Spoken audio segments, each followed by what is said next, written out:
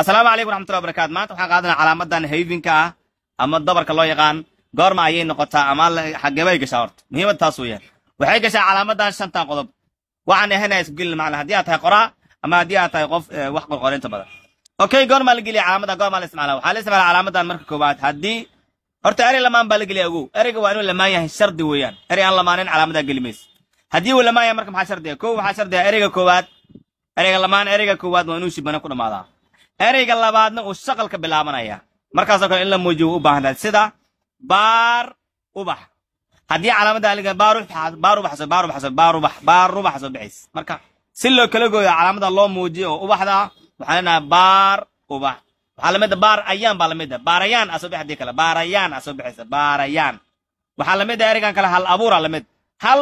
iyo abuur uu kala qaadan yahay agow hadii la soo daro hal abuura soo bixis macnaheedu waa halaabayo soo arkaysan marka koowaad hadii ereyga koowaad uu lamaan uu ku dhamaado shibane ka labaad oo shaqalka bilaabanay waa loo baahan yahay qodob koowaad weeyaan qodobka labaad waxa weeyaan hadii labada erey lamaan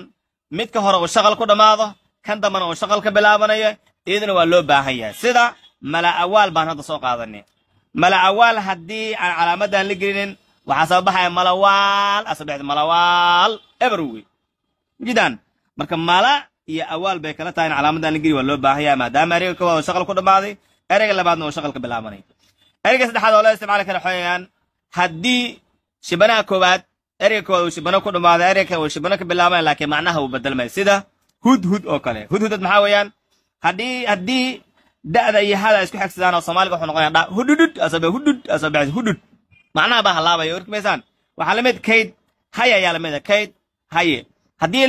laga bixiyo muxuu calaamada xasabaa kaydaya soo bixi kaydaya macna ma laha marka hadii ereyga macnahu halaabayo ereyga koowaad iyo ereyga labaad ay isku xirmi karaan idin waa loo baahan yahay sida hudhud kaydaya iyo wixii lamid ah ereyga saddexaad waxa weeyaan